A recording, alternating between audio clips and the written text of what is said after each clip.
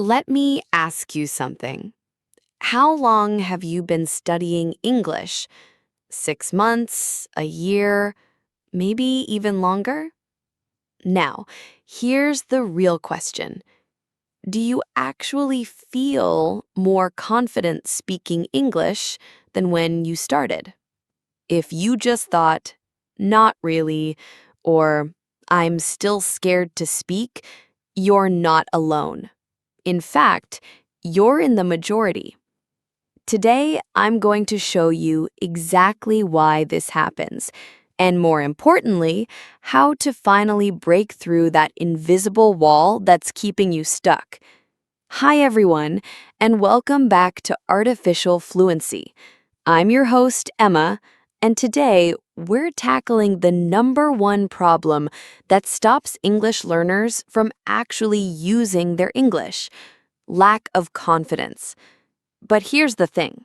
Confidence isn't what you think it is. Let me explain. Most people think confidence means never being nervous, never making mistakes, always knowing the perfect word. That's completely wrong. Let me teach you what confidence really means in English learning. Real confidence is this. It's believing you can handle a conversation even when you don't know every word. It's raising your hand to speak even though your heart is beating fast. It's saying, I don't understand. Can you explain that? Instead of pretending you got it. Let me give you a perfect example. Yesterday, one of my students, Maria, had to give a presentation at work. Her English isn't perfect. She still makes grammar mistakes, sometimes forgets words. But you know what? She stood up, she spoke clearly and slowly, and when she forgot a word, she simply said, "Sorry, what I mean is," and explained it another way. That is confidence. Now, compare that to another student, James, who has studied English for 5 years. His grammar is nearly perfect, but he never speaks in class, never joins conversations. Why? Because he's waiting to be ready. He's waiting for perfection. And you know what? He'll be waiting forever. Here's what I want you to understand. Confidence doesn't come from being perfect. It comes from being okay with being imperfect. Write that down. Really, pause this video and write it down. This is the first mindset shift you need. Now, let's talk about why you feel stuck. There are 4 main barriers that keep English learners trapped, and I bet you're dealing with at least 2 of them right now. Barrier number 1, fear. This is the big one. Fear of making mistakes, fear of people laughing at you, fear of not understanding. But here's something interesting. Do you know what native English speakers fear most? Public speaking, even in their own language. So if you're nervous about speaking English, congratulations, you're normal. The problem is when fear becomes your boss, when fear decides whether you speak or stay silent. Let me teach you a useful phrase here. Feel the fear and do it anyway. This means, yes, you'll feel scared, but you do it despite the fear. The fear doesn't disappear. You just stop letting it control you. Barrier number 2, comparison. Oh, this one is painful. You hear someone speaking fluent English and think, I'll never be that good. Stop right there. You're comparing your chapter 3 to someone else's chapter 20. Of course they're better. They've been practicing longer. Here's a better comparison. Compare yourself today to yourself 6 months ago. Are you better? Even a little bit? Then you're winning. That's the only comparison that matters. Barrier number 3, negative self-talk. This is the voice in your head saying, your English is terrible. You sound stupid. Everyone will judge you. Would you talk to your best friend like that? No? then why do you talk to yourself that way? Let me teach you a technique. When you hear that negative voice, imagine it's coming from a mean cartoon character, maybe an angry little mouse. Suddenly, it seems less powerful, right? You can even give it a silly name. Oh, there goes negative Nancy again. This helps you separate from those thoughts. Barrier number 4, past experiences. Maybe someone laughed at your English once. Maybe you froze during a presentation. These memories become like heavy backpacks. You carry them everywhere and they slow you down. But here's the truth. That was then. This is now. Every day you get a fresh start. Every conversation is a new opportunity. You are not your past mistakes. You are your future possibilities. By the way, if this is already helping you, please hit that like button and subscribe to the channel. Your support helps me create more lessons like this, and comment below, which barrier is your biggest challenge? Let's support each other. Okay, now for the good part. How to actually build confidence. I'm going to give you a 3-step formula that really works. I've seen it transform hundreds of students. Step 1. Fix your mindset. First, you need to understand something about your brain. Your brain is like Google. It finds whatever you search for. If you keep thinking, I can't speak English, your brain searches for proof that you can't. But if you think, I'm improving my English, your brain finds proof of improvement. So here's your homework for mindset. Every morning, say these 3 sentences out loud. I am capable of learning English. Every mistake helps me improve. I have something valuable to say. Say them even if you don't believe them yet. Your brain doesn't know the difference between what's true and what you repeat often enough. This is called affirmation, and it literally rewires your brain over time. Also, let me teach you about growth mindset versus fixed mindset. Fixed mindset says, I'm bad at English. Growth mindset says, I'm not good at English yet. See that little word, yet? It changes everything. Start adding yet to your sentences. I don't understand this yet. I can't speak fluently yet. Step 2. Take daily action. Confidence isn't built by thinking about it. It's built by doing. But here's the key. Start ridiculously small. I mean really small. Day 1, say good morning in English to yourself in the mirror. Day 2, read 1 English sentence out loud. Day 3, leave 1 YouTube comment in English. Day 4, ask 1 question in English, even to yourself. Day 5, have a 30-second conversation in English, even with your pet. See how small these are? That's on purpose. Success builds confidence, and small successes count. Also, let's talk about body language. When you speak English, stand up straight, make eye contact, smile. Your body teaches your brain how to feel. If your body is confident, your brain follows. Here's a secret technique. Before any English conversation, do what I call the Superman pose. Stand with your feet apart, hands on your hips, chin up for 2 minutes. This actually changes your hormones. It reduces stress and increases confidence. Science has proven this. Step 3. Create your environment. You've probably heard, you are the average of the 5 people you spend the most time with. If those 5 people tell you your English is bad, guess what you'll believe? But if those 5 people encourage you, practice with you, celebrate your progress, everything changes. So here's what you do. Join an online English learning group. There are thousands on Facebook. Find 1 practice partner, just 1. Follow English learning accounts that encourage you. Limit time with people who make you feel bad about your English. Stop reading negative comments online.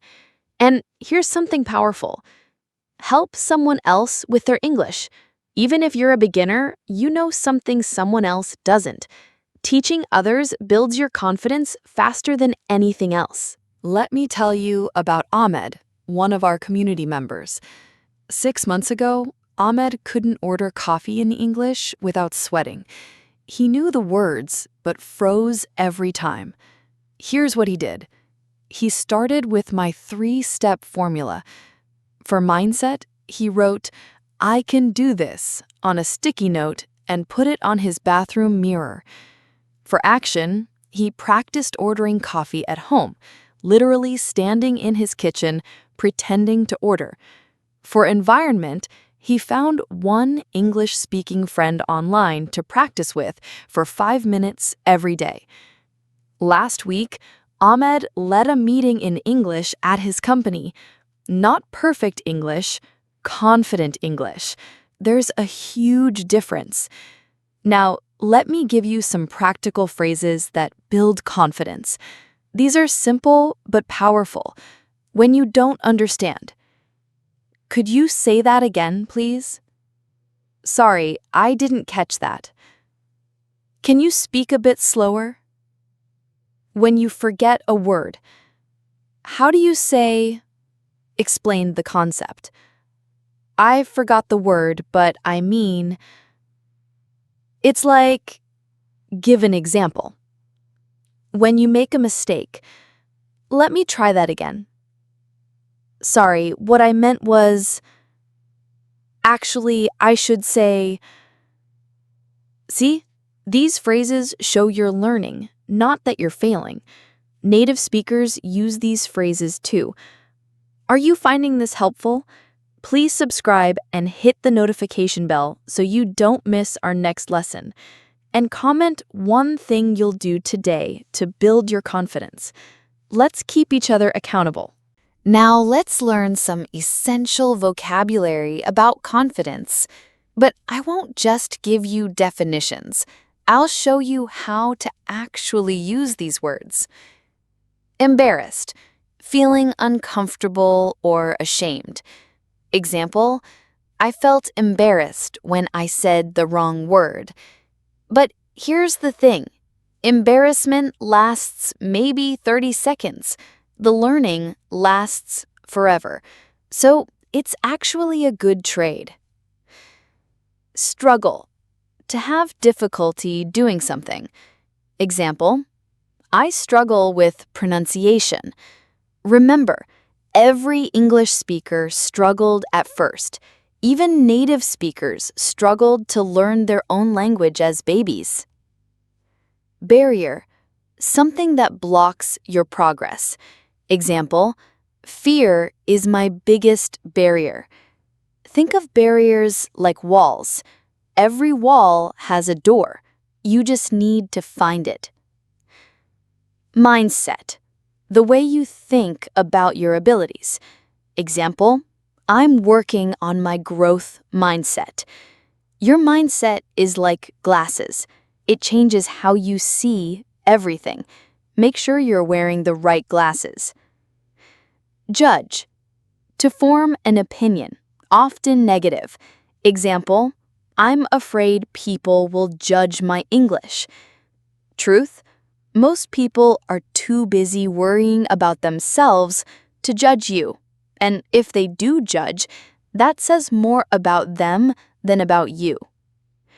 Improve, to get better. Example, I improve a little bit every day. Improvement is like climbing stairs. You don't notice each step, but suddenly you're on a different floor. Okay, let's make this real. I'm giving you a 7-day confidence challenge. Each day has one small task. Ready? Day 1. Write down 3 things you can do in English, even simple things. Day 2. Record yourself speaking English for 30 seconds. Don't share it, just listen. Day 3. Compliment someone in English. Online counts. Day 4. Ask for help in English. even what time is it? Day 5. Share one opinion in English. Comment on a post. Day 6. Make one mistake on purpose and correct yourself. Day 7. Have a 2-minute conversation in English with anyone about anything. That's it. 7 small steps. But by day 7, you'll feel different. I promise. Here's what I want you to remember. Every fluent English speaker was once where you are now. Every single one. They felt scared. They made mistakes. They wanted to give up. But they didn't, and neither will you. Confidence isn't about being perfect. It's about being persistent. It's not about knowing everything. It's about being curious to learn more. It's not about never falling. It's about always getting back up. Your English journey is exactly that. Your journey. Stop comparing. Stop waiting. Stop doubting. Start speaking. Start trying. Start believing. You have something valuable to say. The world needs to hear your voice in whatever English you have today. Because your imperfect English sharing your unique ideas is infinitely more valuable than perfect English saying nothing. Remember, you're not building confidence. You're uncovering the confidence that's already inside you. It's been there all along, waiting for you to let it shine. Thank you for spending these 20 minutes with me. If this helped you, please share it with someone who needs to hear it.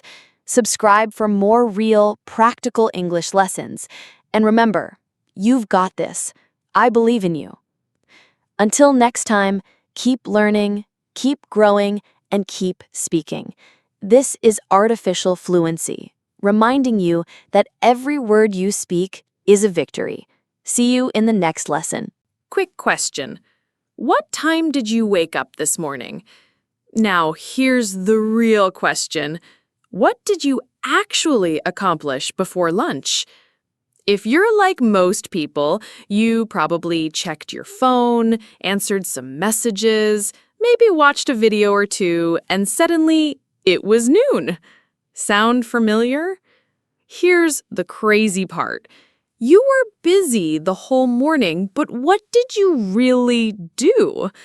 Today, I'm going to teach you English phrases and vocabulary about time management, but more importantly, I'll show you why being busy and being productive are completely different things. Welcome to Artificial Fluency. I'm your teacher for today's special lesson, where we're tackling 2 things at once: improving your English and fixing that feeling of, where did my day go? Let's dive in. Let me teach you a really useful phrase in English. Spinning your wheels.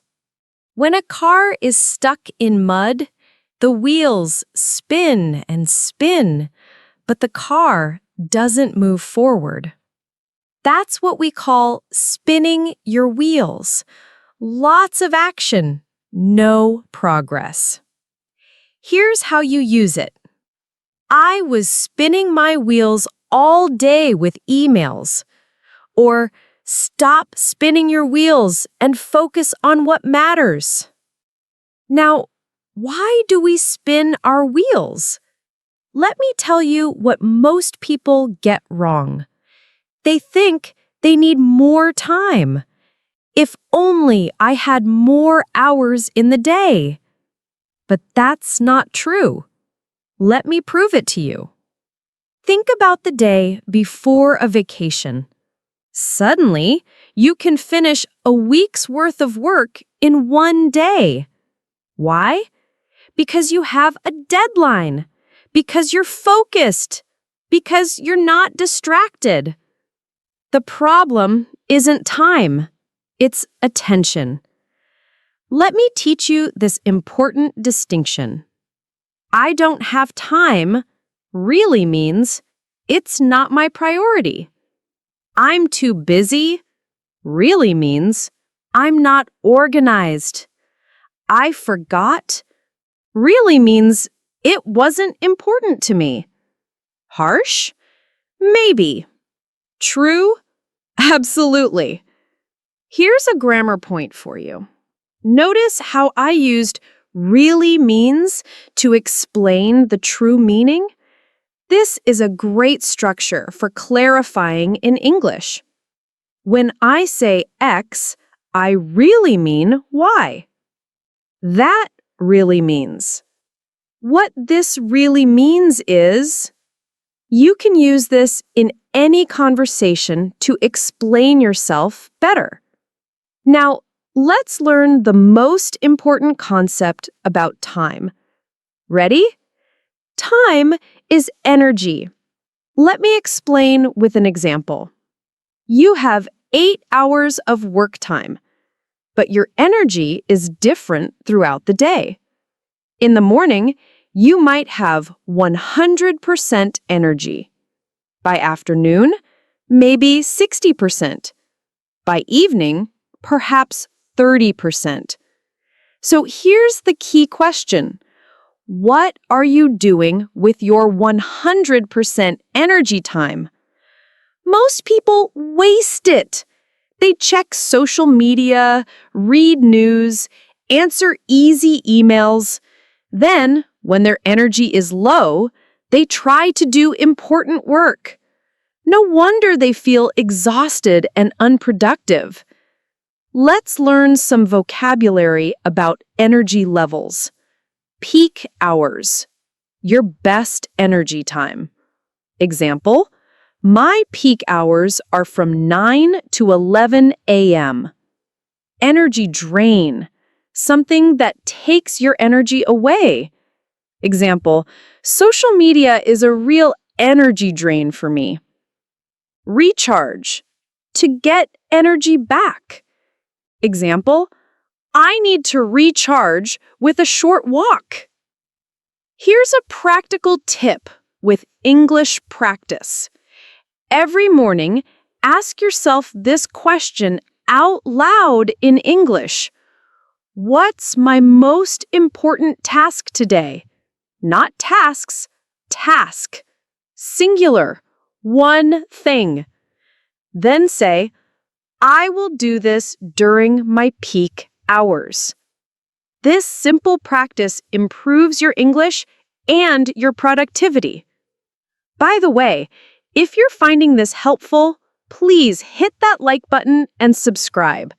I create lessons like this every week to help you master English while learning useful life skills.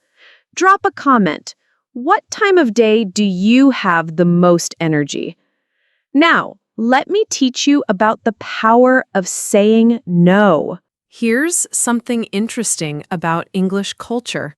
People often feel bad saying no directly. So, we have many polite ways to say it. Let me teach you some. Direct but polite. I'm sorry, I can't commit to that. Unfortunately, that doesn't work for me. I wish I could, but I can't. Softer refusals. Let me check my schedule and get back to you. This gives you time to think. I'm not the best person for this. My plate is full right now. This means you're too busy. Professional ways. I need to prioritize other commitments. That's outside my bandwidth right now. Bandwidth means capacity. I'm at capacity this week. But here's the important lesson. Every time you say yes to something small, you say no to something big. Let me give you an example. You say yes to checking Facebook for just 5 minutes. You say no to reading that English article. You say yes to a meeting that could be an email. You say no to deep work. You say yes to staying up late watching TV. You say no to waking up fresh tomorrow. Notice the grammar pattern here. You say yes to X, you say no to Y. This is a great way to show consequences in English. Try making your own sentences with this pattern. Here's a cultural note. In many English-speaking countries, saying no politely but firmly is respected. People prefer honest no over false yes. Remember this when you're in international settings.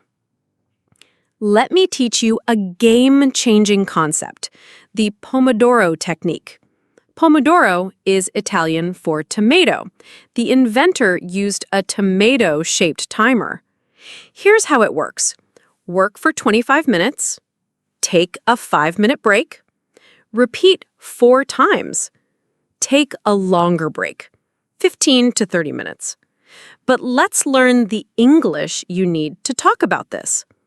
Time block, a scheduled period for specific work. I have a 2-hour time block for studying English. Break it down. Divide into smaller parts. Let's break down this project into smaller tasks. Chunk, a small piece of something bigger. I study English in 30-minute chunks. Batch, group similar tasks together. I batch all my emails into one time slot. Here's a common mistake English learners make. They say, I will study English 2 hours tomorrow.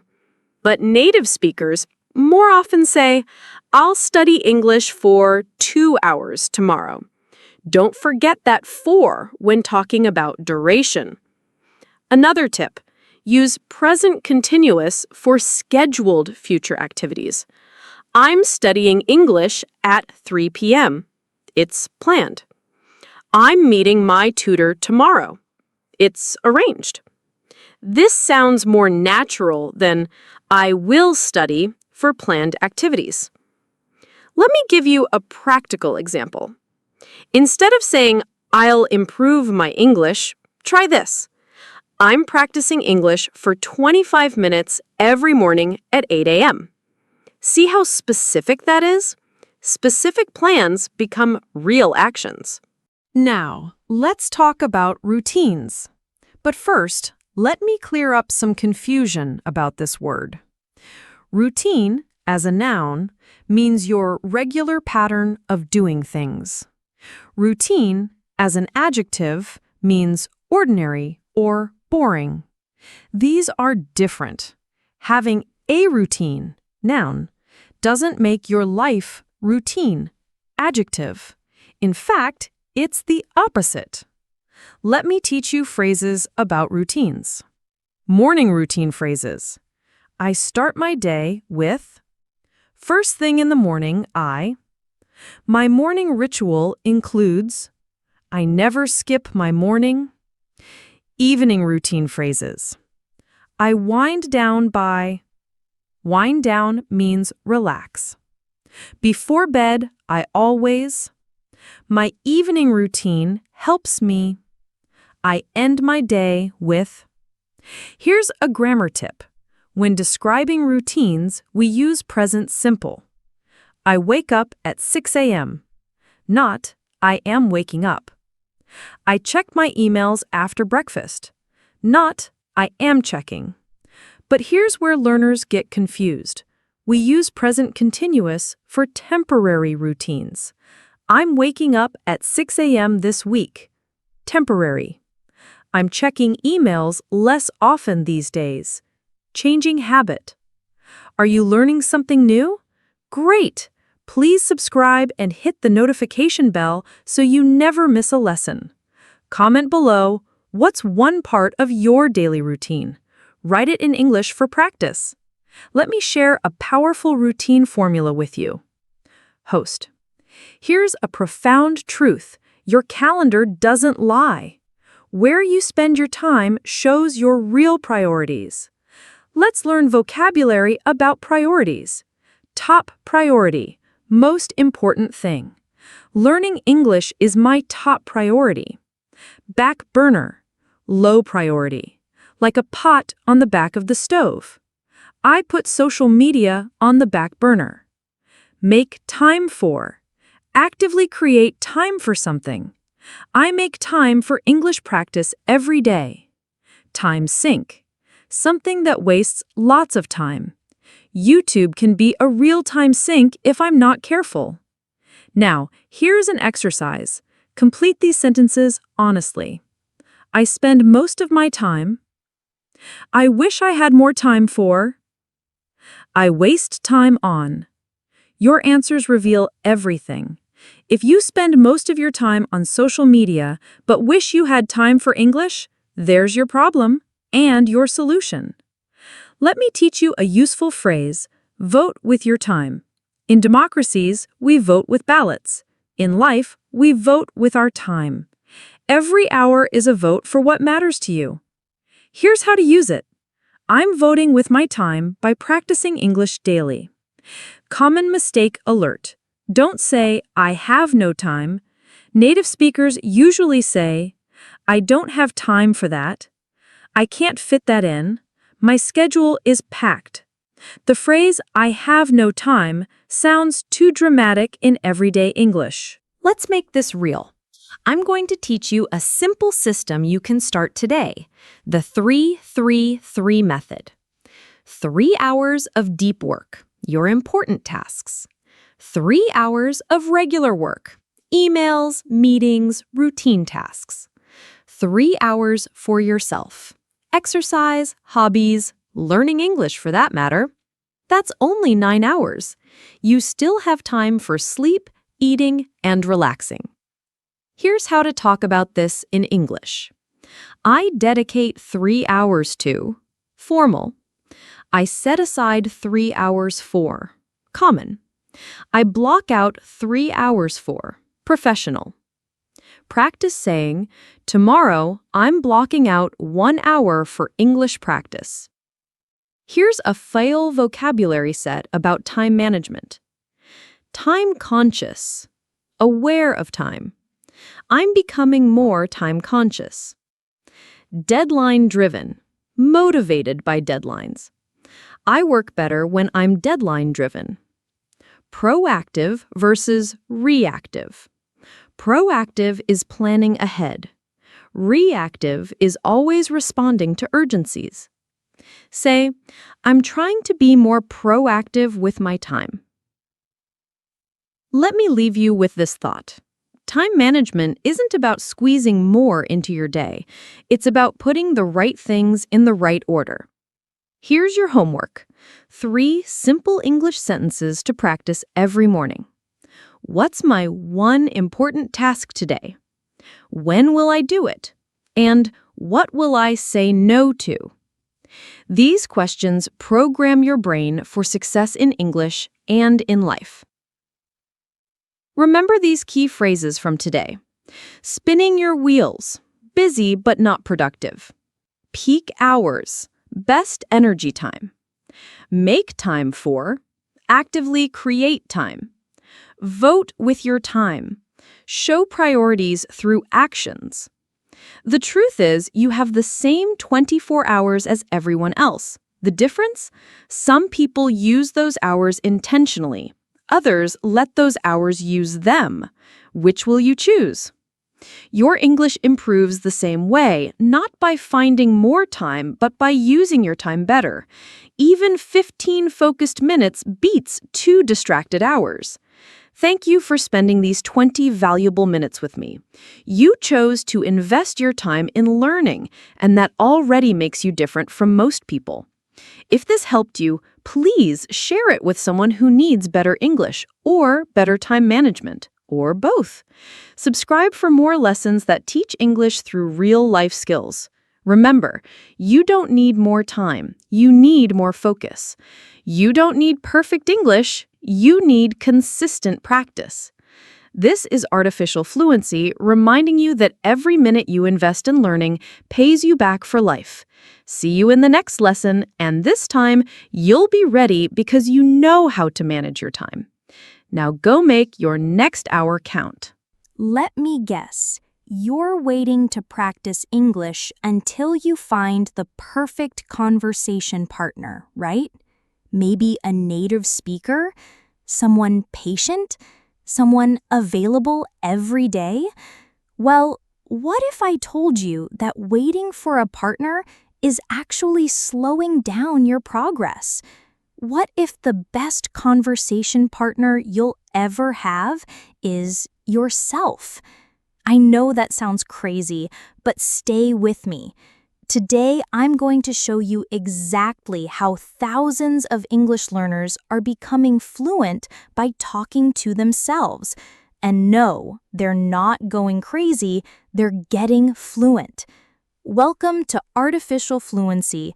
I'm your teacher, and in the next 20 minutes, you're going to learn solo practice methods that are actually more effective than many conversation classes.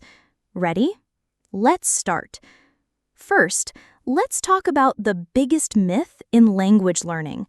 You need a partner to practice speaking. This sounds logical, right? Language is about communication, so you need someone to communicate with. But here's what nobody tells you.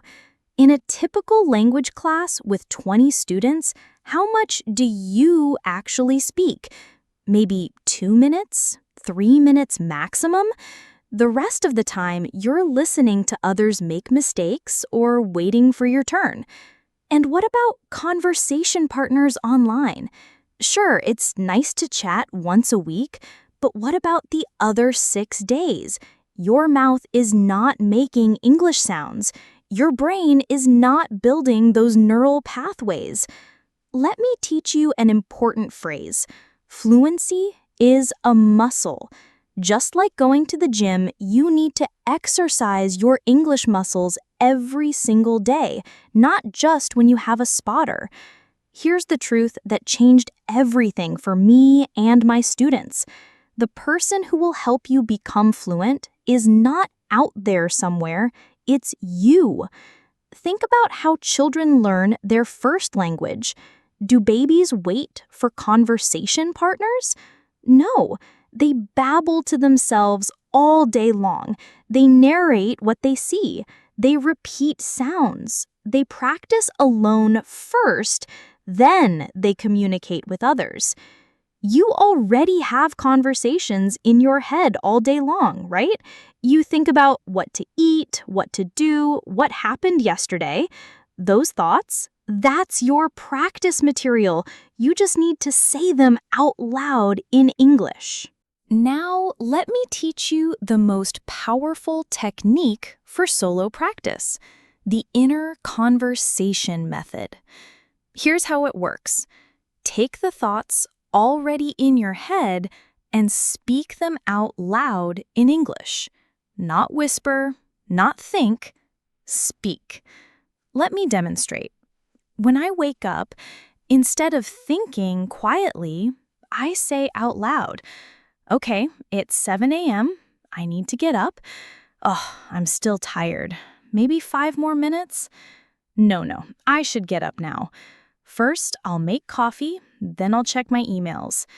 What should I wear today? It looks cloudy, so maybe I'll need a jacket. See what I did? I turned my normal thoughts into English speaking practice. Now, let's learn useful phrases for self-talk. For planning. First, I need to. After that, I should probably, maybe I could. For opinions, I think that, in my opinion, I believe, it seems like. For decisions, I've decided to, I'm going to, I choose, I prefer. Common mistake alert. When talking to yourself, don't say, I am thinking that. Just say, I think that. In English, we use simple present for thoughts and opinions, not continuous. Are you already learning something new? Fantastic. please hit that like button and subscribe to the channel. Drop a comment. Have you ever tried talking to yourself in English? Let me know. Now, here's a pro tip. Start in the easiest place, your bedroom or bathroom. These are private spaces where nobody will hear you. Talk about what you see. There's my blue towel. The mirror is a bit dirty. I need to buy more shampoo. This toothbrush is getting old. This isn't just description, it's activation. You're activating vocabulary you already know but never use. Imagine you're the star of a documentary about your life, and you're also the narrator. This is our next technique. Throughout your day, narrate what you're doing, like David Attenborough describing nature. Now I'm opening the refrigerator. I'm looking for something to eat. There's some leftover pizza, but I think I'll make a sandwich instead. I'm taking out the bread, the cheese, the tomato. This sounds simple, but it's incredibly powerful. You're practicing present continuous, I'm doing. Present simple, I think, I want. Future forms, I'll make. Vocabulary for everyday objects. Let me teach you transition phrases that make your narration smooth. Time transitions. Now I'm. Next I need to. After this. Meanwhile. At the same time. Cause and effect. Because of this. So I need to. That's why. Therefore. Here's a complete example of narrating making tea. I'm filling the kettle with water. Now I'm turning it on. While it's heating, I'll get a cup from the cupboard. Oh, this one has a small chip. I'll use a different one. The water's boiling now. I'm pouring it over the tea bag. I'll let it steep for 3 minutes. Meanwhile, I'll get the milk from the fridge. Notice how natural that sounds? You're not memorizing dialogues from a textbook. You're describing your real life. Grammar tip.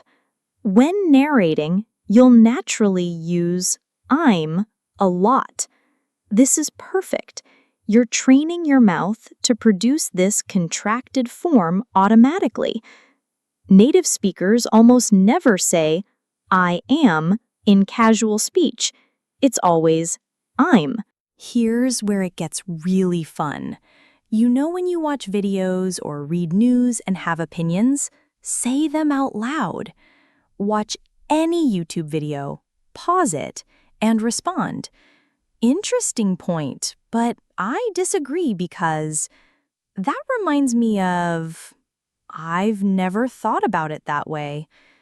In my country, You're training your brain to respond quickly in English, just like in real conversations. Let me teach you agreeing and disagreeing phrases. Agreeing. That's exactly right. I couldn't agree more. That's a good point.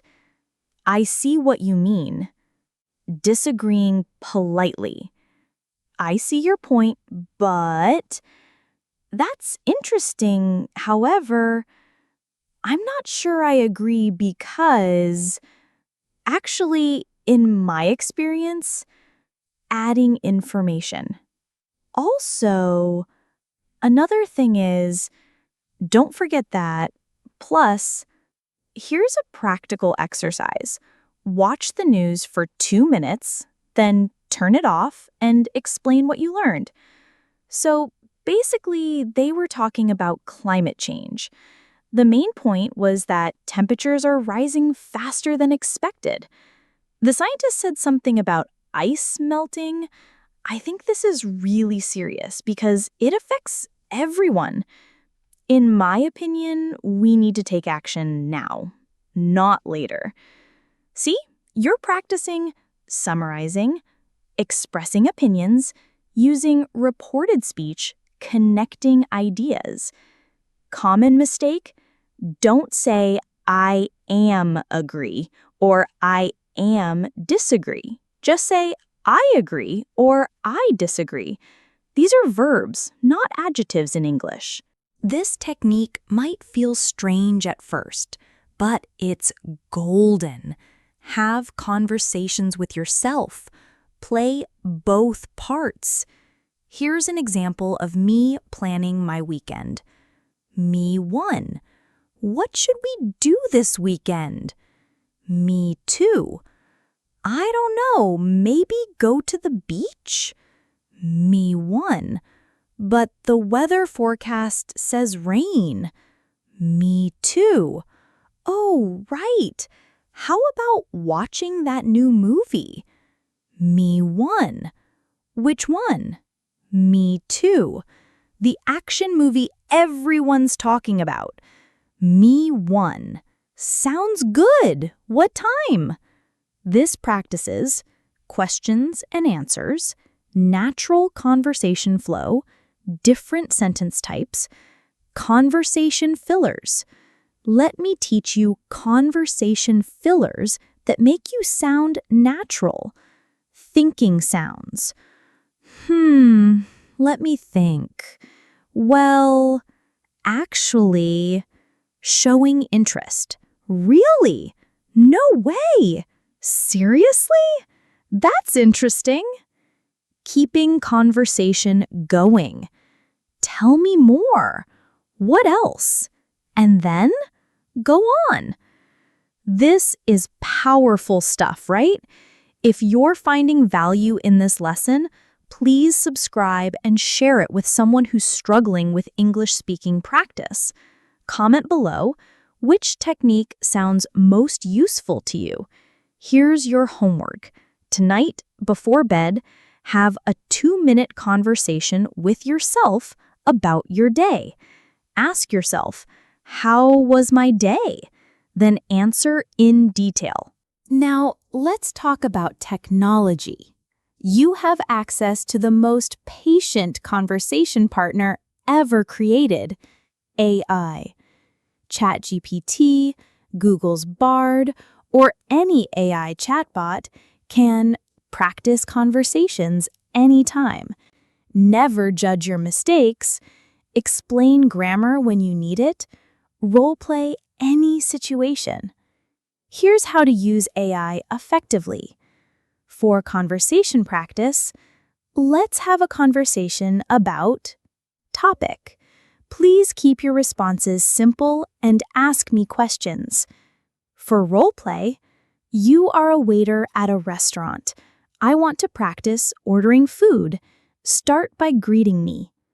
For correction, I'm going to tell you about my day. Please correct any major errors after I finish. Let me give you starter prompts for AI practice. Daily conversation. Let's chat about hobbies. Ask me about my hometown. Let's discuss weekend plans. Specific situations. I need to practice a job interview. Help me practice complaining at a hotel. Let's practice small talk at a party. Grammar focus. Let's practice using past perfect. Ask me questions using would. Help me practice conditional sentences. Important tip. Don't just type to AI. Speak your responses out loud first, then type them. This way, you're still practicing speaking. Let me give you a simple 15-minute daily routine that will transform your English. Morning. While getting ready, narrate everything. I'm brushing my teeth. I need to buy more toothpaste. My hair looks messy today. I'll wear my blue shirt. Afternoon. Respond to one piece of content, a video, article, or podcast. That was interesting. I learned that I agree with, but I think. Evening. Have a self-dialogue about tomorrow. What's my plan for tomorrow? First, I need to. Then I should. If I have time, I'll. That's it. 15 minutes total, but every single day. Remember, fluency is not built in one big session. It's built minute by minute, day by day. Track your progress. Every Sunday, record yourself speaking for 1 minute about your week. Save these recordings. After 1 month, listen to week 1. You'll be amazed at your improvement. Here's a bonus tip. Use transition times. Walking to work, driving, doing dishes, these are perfect moments for English self-talk. You're not wasting time. You're investing it. Let me ask you something. How many years have you been waiting for the perfect practice partner? How many opportunities to speak have you missed because you were alone? Starting today, that ends. You don't need anyone else to become fluent. You need 3 things: your voice, your thoughts, and your commitment. Every sentence you speak out loud is a step toward fluency. Every word you pronounce is training your mouth. Every thought you express in English is rewiring your brain. Remember these key points. Talk to yourself out loud every day. Narrate your actions like a documentary. Respond to content you consume. Have self-dialogues about real topics. Use AI for structured practice. The best time to start? Right now. After this video ends, don't go silent. Keep the English going. Describe what you're going to do next. Express your opinion about this lesson. Plan your day out loud. You are not crazy for talking to yourself in English. You are clever. You are taking control. You are becoming fluent on your terms, on your schedule. Your English journey doesn't depend on finding the right person. It depends on being the right person, someone who practices daily, speaks boldly, and never gives up. Thank you for spending these 20 minutes with me. This is just the beginning. Every day you'll get a little better, a little more confident, a little more fluent. Remember, the best conversation partner you'll ever have is already with you. It's you. So start talking. This is Artificial Fluency, reminding you that fluency is not a destination. It's a daily practice. And that practice starts with your next sentence. Now, go talk to yourself in English. See you in the next lesson. Someone asks you, "How was your day?" And your mind goes completely blank. You know so many English words, but suddenly you can't make a simple sentence about what you did today. Sound familiar? Here's the thing. You probably already know 90% of the words you need. You just don't know how to put them together naturally. Today, I'm going to fix that. By the end of this lesson, you'll be able to describe your entire day in English from the moment you wake up until you go to sleep. And the best part, we're only using simple, everyday words that you'll actually use in real conversations. Welcome to Artificial Fluency. I'm your teacher, and today we're turning your daily life into your best English practice. Let's begin. Why this matters? Think about it. How was your day? Is probably the most common question in English after how are you? It happens everywhere. Your colleague asks at work, your friend texts you, your teacher starts class with it, even strangers make small talk with it. But here's what's amazing. Once you can talk about your day, you can talk about almost anything. Why? Because describing your day uses all the essential English. Past tense, what you did. Present tense, what you usually do. Future tense, what you'll do. Feelings and opinions, time expressions, sequence words. Plus, your day is your story. You're not memorizing someone else's dialogue. You're talking about your real life.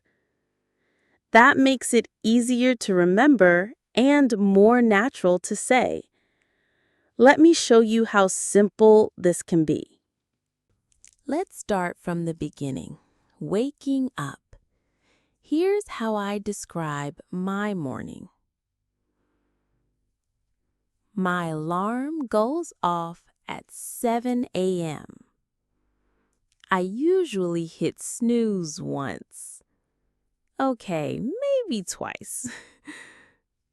Then I get up, stretch a little, and go to the bathroom. I brush my teeth, wash my face, and take a quick shower. The hot water helps me wake up. After that, I get dressed and make breakfast. Usually just coffee and toast. Nothing fancy. Then I check my phone for messages, grab my bag, and head out the door.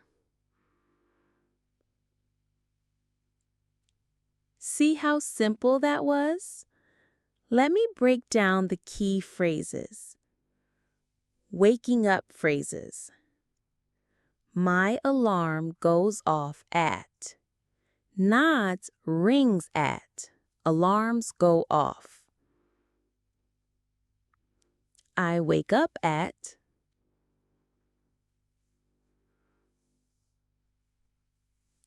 I get up at. Different from wake up. This means leaving the bed.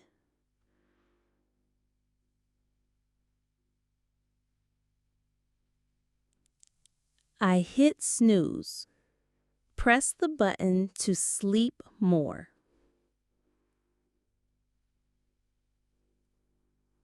Common mistake. Don't say I wake up myself. Just say I wake up. It's automatic in English. Morning action phrases. I brush my teeth, not wash my teeth. I take a shower or I have a shower. Both are correct.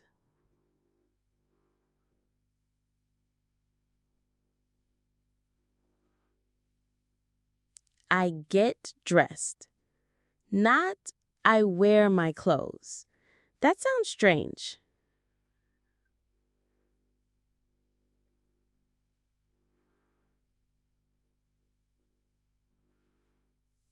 I make breakfast or I have breakfast.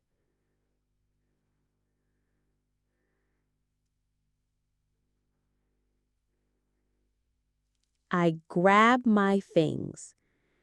Informal way to say take.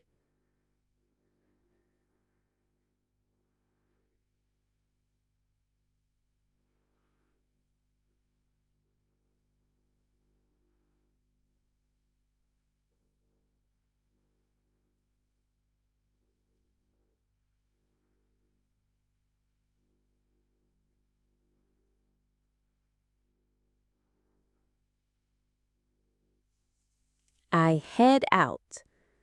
Informal for leave.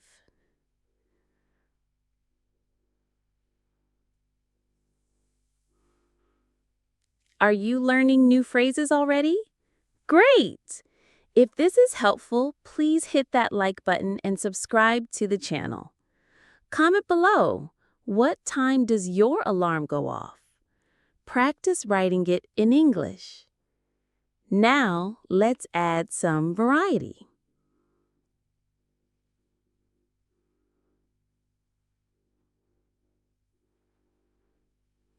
Not every morning is the same, right? Here are variations. I overslept this morning. I couldn't get up.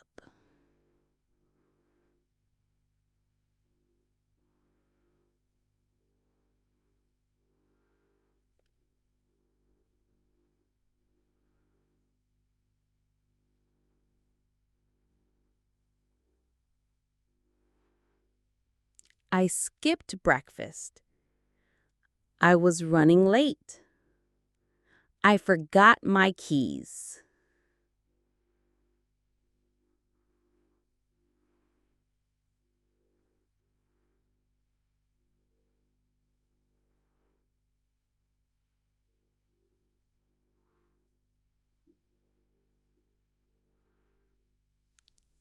Grammar tip. When talking about this morning specifically, use past tense. I woke up late. When talking about your usual routine, use present simple. I usually wake up at 7. Now let's talk about your commute. That's your journey to work or school. This is great conversation material. Here's a driving example. I drive to work. It usually takes about 30 minutes, but this morning there was terrible traffic. I was stuck for almost an hour. I listen to a podcast while driving. It makes the time go faster. And here's public transport. I take the bus to work. It's usually crowded in the morning, so I have to stand. Sometimes I get a seat if I'm lucky. I use the time to read or check my emails on my phone. Key commute vocabulary. I drive, walk, cycle, take the bus. It takes time, duration. There was traffic, many cars, slow movement. I was stuck, couldn't move. It was crowded, too many people. I had to stand, no seats available. Here's some useful time expressions. It takes about 20 minutes. On a good day, when everything goes well. On a bad day, when there are problems.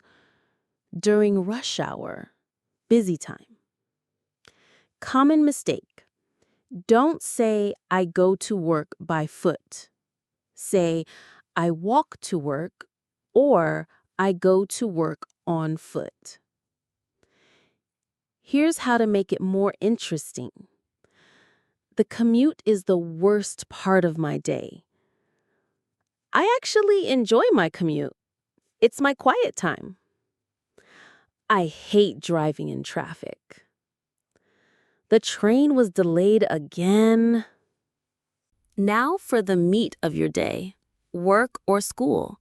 Keep it simple but specific. I got to work around 9. First, I checked my emails. So many emails. Then I had a meeting with my team. We discussed the new project. After that, I worked on some reports. It was pretty boring, to be honest. At lunch, I ate with my colleagues. We just had sandwiches in the break room. In the afternoon, I had more meetings and answered more emails. Finally, at 5 p.m., I finished work and headed home. Breaking this down. Arrival phrases. I got to work or school at.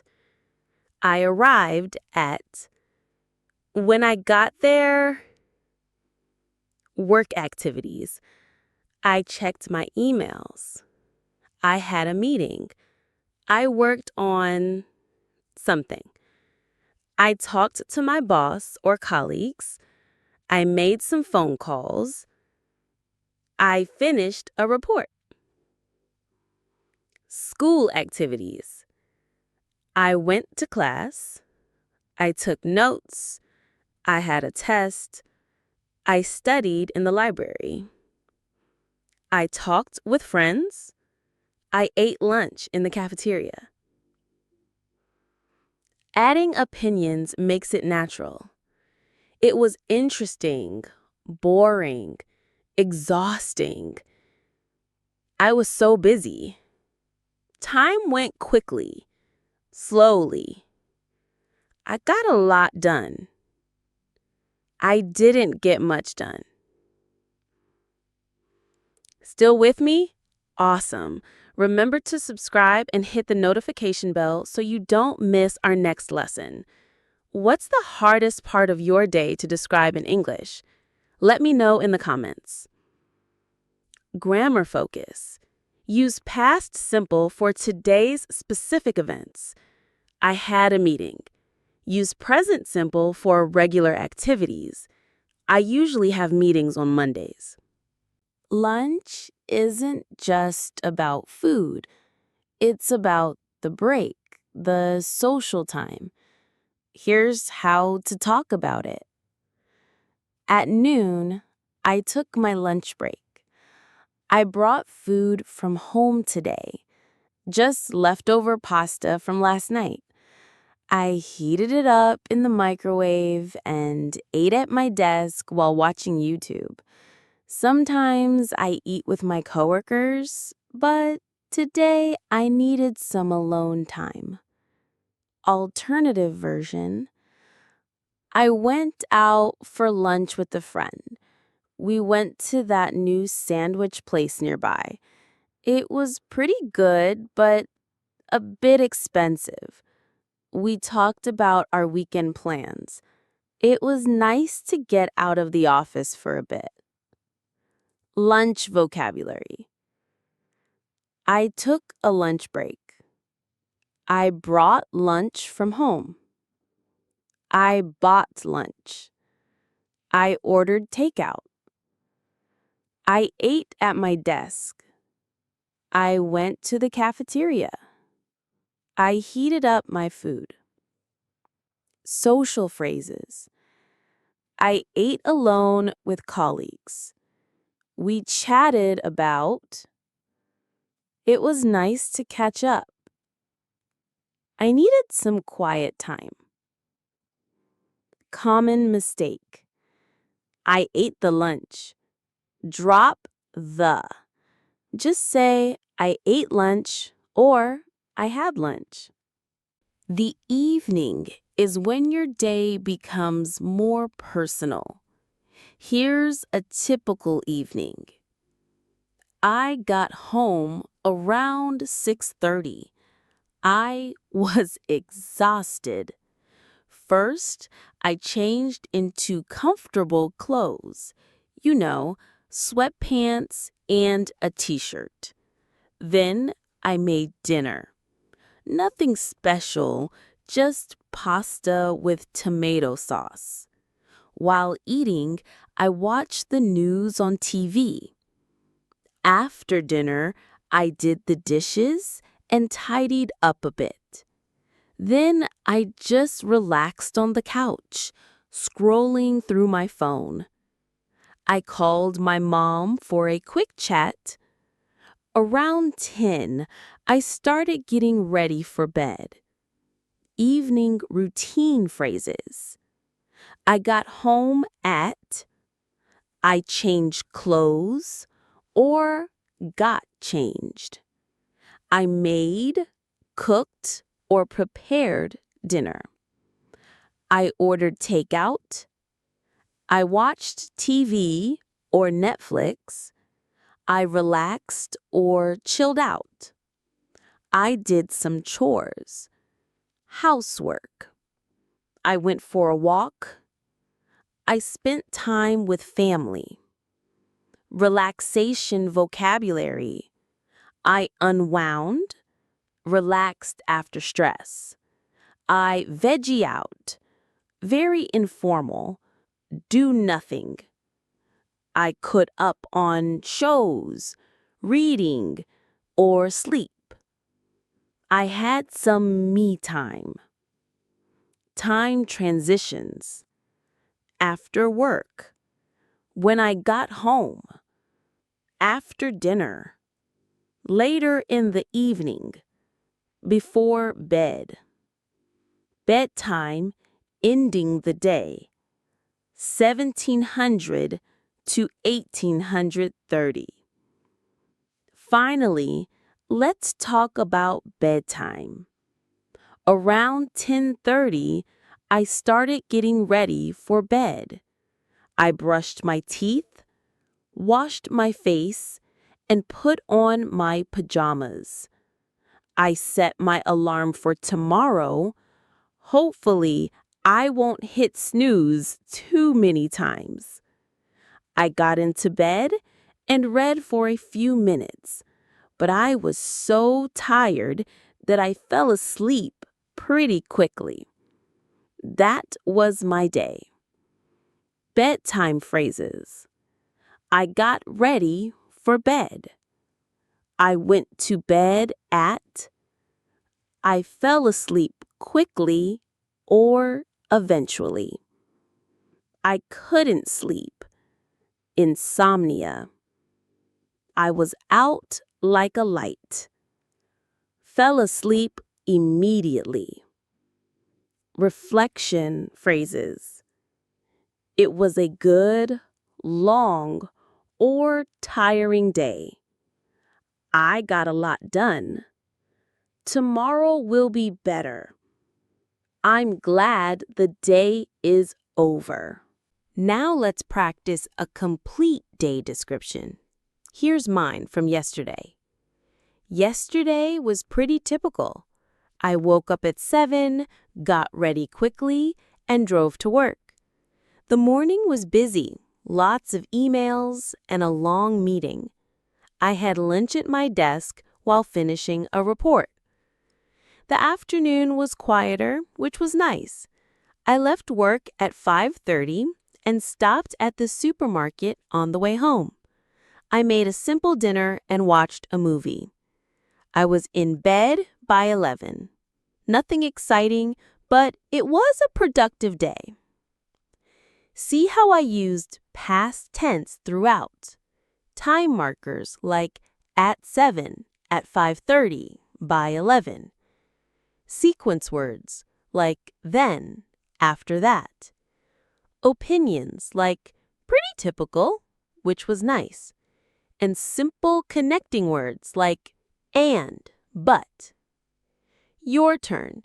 Try describing your yesterday in 5 to 6 sentences. Remember, start with when you woke up. Mention 2 to 3 main activities. Include one feeling or opinion. End with bedtime. Keep it simple. Congratulations! You now have all the tools to talk about your day in English. Let's recap the essential phrases. Morning. I wake up, get ready, have breakfast, leave for work. Commute. I drive, take the bus. It takes X minutes. Work. I check emails, have meetings, work on projects. Lunch. I eat with colleagues, bring or buy lunch. Evening. I get home, make dinner, relax, watch TV. Night. I get ready for bed, fall asleep. Here's your homework. Super simple, but super effective. Tonight, before you sleep, say 3 sentences out loud about your day. Just 3. For example, I woke up at 8 today. I worked all day and had a good lunch. Now I'm tired and ready for bed. That's it. Do this every night for 1 week and you'll be amazed how natural it becomes. Remember, you don't need perfect grammar. You don't need advanced vocabulary. You just need to start talking about your life in English. Your daily routine is your best teacher. Every morning you wake up is a chance to practice, I woke up. Every meal is a chance to practice, I had breakfast, lunch, or dinner. Every journey is a chance to practice, I went to. Thank you for spending these 20 minutes with me. Your English journey happens one day at a time, one sentence at a time. And now you know how to describe every part of it. If this helped you, please share it with someone learning English. Subscribe for more practical lessons that make English simple and natural. This is Artificial Fluency, reminding you that the best English practice is hiding in your everyday life. You just need to start talking about it. What did you do today? Start practicing now. Turn off the subtitles on your screen right now. I'm serious. Can you still understand me? If you're panicking a little, that's exactly why you need this lesson. Here's an uncomfortable truth. If you always use subtitles, you're not actually improving your listening. You're improving your reading speed. Your eyes are doing all the work while your ears are basically on vacation. Today, I'm going to show you exactly how to break free from subtitles and finally understand English the way native speakers do, with your ears, not your eyes. Welcome to Artificial Fluency. I'm your teacher, and in the next 20 minutes, you're going to learn a method that has helped thousands of learners go from I understand nothing without subtitles to I can watch movies without any help. Ready? Let's transform your listening. Let me tell you about Maria, one of my students. She studied English for 5 years. She could read novels, write essays, even pass advanced exams. But when she traveled to London, she couldn't understand the announcement at the train station. She couldn't follow conversations at cafes. Why? Because for 5 years, she'd been reading English, not listening to it. Subtitles are like training wheels on a bicycle. They help at first, but if you never take them off, you never really learn to balance. You become dependent. They become what we call a crutch, something you can't walk without. When you use subtitles, here's what happens in your brain. You hear sounds, you immediately look at the words, you read the words, you understand the meaning from reading. But real listening should be you hear sounds, your brain processes those sounds, you understand the meaning directly. See the difference? With subtitles, there's an extra step that actually blocks your listening development. Let me teach you an important phrase. Use it or lose it. This means if you don't practice something, you lose the ability. If you don't use your listening skills, really use them, you lose them. Your brain gets lazy. It thinks, why should I work hard to understand sounds when I can just read? Here's another problem. Subtitles are often wrong, especially auto-generated ones. They miss jokes, they change idioms, they simplify complex ideas. You're not even getting the real English. Now, here's what nobody tells you. Understanding English without subtitles isn't about knowing more words. I've seen students who know 10,000 words but still can't understand a simple YouTube video. Why? Because they learned those words by reading, not by listening. The secret is training your brain to process English sounds automatically. It's like learning to recognize your friend's voice on the phone. You don't think about it, you just know. Let me teach you the concept of high context English.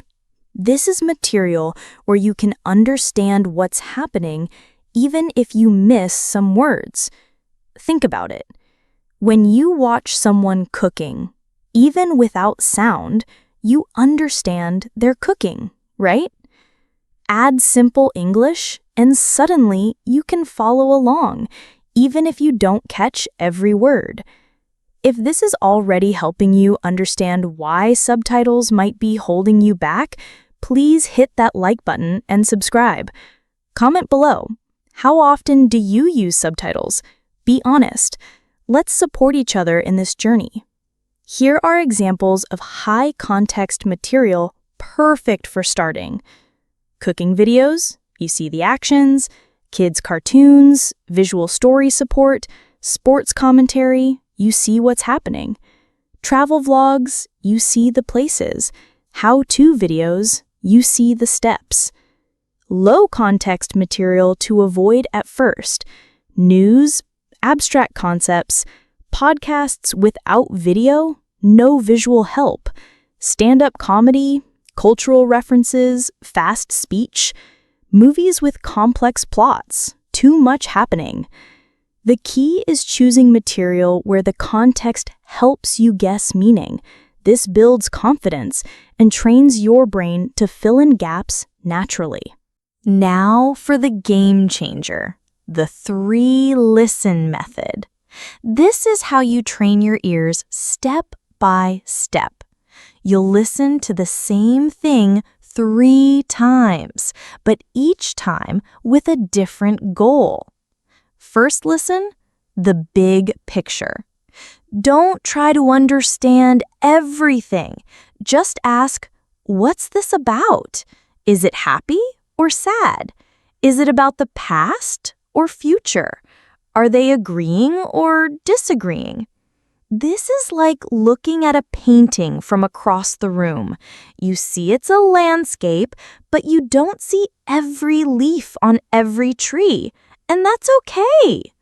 Example, you watch a short video about someone's morning routine. First listen, you just understand, okay, this person is talking about their morning. It sounds normal, maybe a bit rushed. That's enough for the first listen. You got the topic and the feeling. Second listen, key phrases.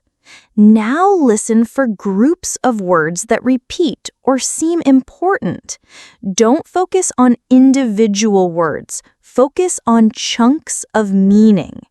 You might hear, wake up early, make breakfast, running late, forgot my keys. These phrases paint the picture. You're training your brain to recognize word partnerships, not isolated words. Let me teach you about lexical chunks. These are words that naturally go together in English. Make a decision, not do a decision. Take a shower, not make a shower in this context. Catch the bus, not take the bus in this context. When you listen for phrases, you're learning these natural combinations. Third listen, the details. Now you can focus on specifics. What time did they wake up? What did they eat? Why were they late? This is when you stand close to that painting and see the individual brushstrokes. But notice, you already understand the painting, the details just make it richer. After the third listen, now you can turn on subtitles to check what you missed. But here's the rule, you must do 3 listens without subtitles first. No cheating. This 3-listen method is golden. If you're finding this valuable, please subscribe and share this with someone struggling with English listening. What type of videos do you find easiest to understand? Let me know in the comments. Here's something that will free you. Native speakers don't understand every word either. I'm serious. We miss words all the time, especially in movies, songs, or noisy places. But we still understand the message. How? Context. Let me demonstrate. If I say, "Hey, do you want a mumble coffee later?" Even though you missed a word, you probably understood I'm inviting you for coffee, right? Your brain filled in the gap. This is called top-down processing. Your brain uses the situation, the words you did hear, your experience, the speaker's tone. All of this creates understanding even with missing pieces. Here's a practical exercise. The 70% rule. If you understand 70% of what you hear, that's enough to follow the story. You don't need 100%. Actually, aiming for 100% makes you stressed and blocks natural understanding. Think about it like this. 100% understanding equals reading subtitles, not real listening. 70 to 80% understanding is natural listening, what native speakers do. Below 50% means the material is too hard. Choose something easier. Common phrases you should recognize by sound pattern, even if words are unclear. Would you like? Offering. Can I? Asking permission. I think. Opinion coming. Actually. Correction or surprise coming. By the way. Changing topic. These phrase patterns are like musical rhythms. You recognize the rhythm even if you miss a note. The biggest mistake learners make? Jumping into the deep end. They try to watch Friends or CNN News without subtitles and then feel terrible when they understand nothing. That's like trying to read Shakespeare when you're just learning to read. Of course it's hard. Here's your progression path. Level 1. Super simple. Start here. Children's cartoons, Peppa Pig, Bluey, English learning YouTube channels, slow news for learners, picture books read aloud. Level 2. Simple, real English. Cooking videos, daily vlog channels, how-to tutorials, documentary with clear narration. Level 3. Natural but clear. TED Talks, prepared speeches, interview shows, travel videos, educational YouTube channels. Level 4. Real-world English. TV series, movies, natural conversations, stand-up comedy. Don't skip levels. Each level prepares your brain for the next. Here's how to know if material is right for you. You understand the general idea without subtitles. You can follow what's happening. You recognize some phrases. You don't feel completely lost. If you feel totally confused, go down one level. No shame in that. Even I watch kids' shows when learning new languages. Here's your simple daily practice plan. Just 15 minutes a day. Morning.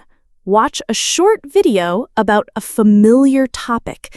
Maybe someone's morning routine, a recipe you know, or weather forecast. Use the first listen only. Just get the general idea. Afternoon. Take the same video from the morning. Do your second listen. Catch the key phrases. Write down 3 phrases you heard clearly. Evening. Same video, third listen. Now catch the details.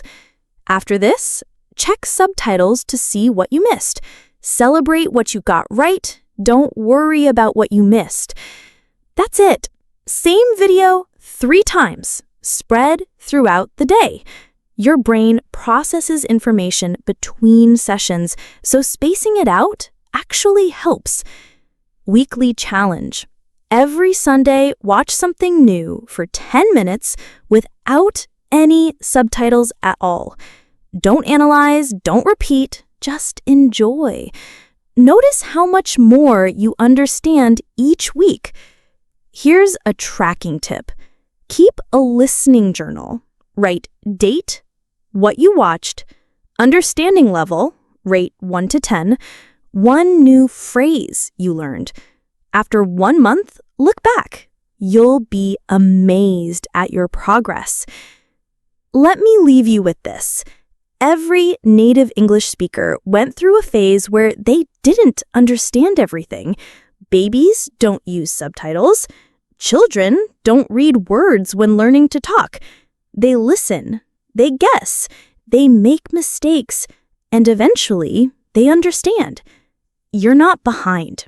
You're not slow. You're exactly where you need to be. The only difference between you and someone who understands without subtitles is practice, the right kind of practice. Remember our key points. Subtitles train your eyes, not your ears. Choose high-context material you can partially understand. Use the 3 listen method. Big picture, phrases, details. You only need 70% comprehension, not 100%. Practice daily, even just 15 minutes.